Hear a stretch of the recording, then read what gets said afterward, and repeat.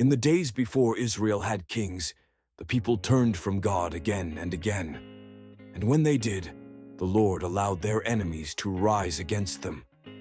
For 20 long years, Israel groaned under the cruel oppression of Jabin, king of Canaan.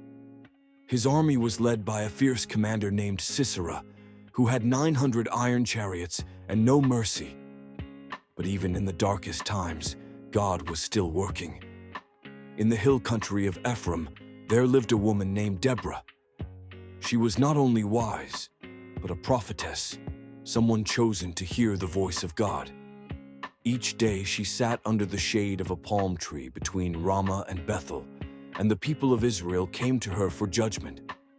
She was the only female judge in Israel's history, and her heart beat with courage and conviction. One day Deborah sent for a man named Barak, a military leader from the tribe of Naphtali. When he arrived, she didn't hesitate. She told him, "Has not the Lord God of Israel commanded you? Gather 10,000 men from the tribes of Naphtali and Zebulun, and go to Mount Tabor, for the Lord will deliver Sisera into your hands." But Barak hesitated.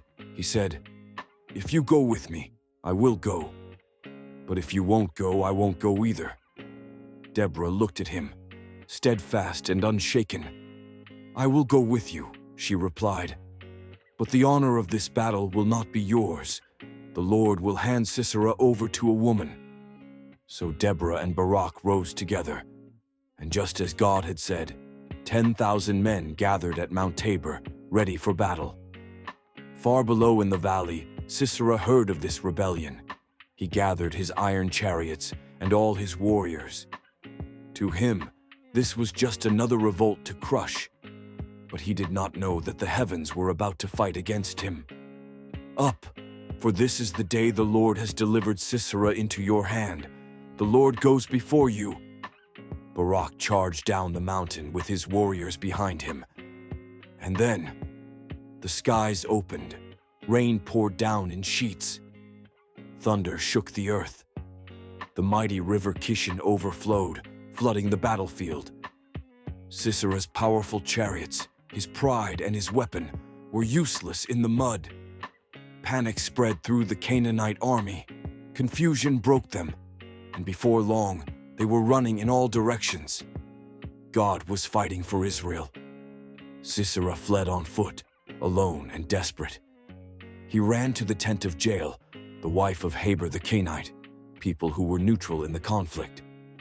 Jael stepped forward calmly and invited him in.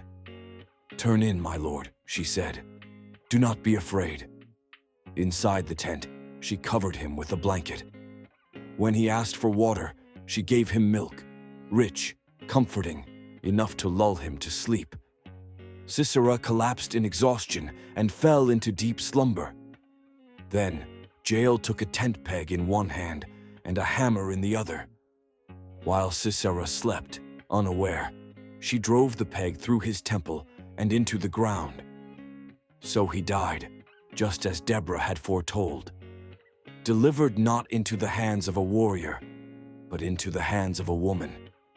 When Barak came searching for Sisera, Jael showed him the fallen commander.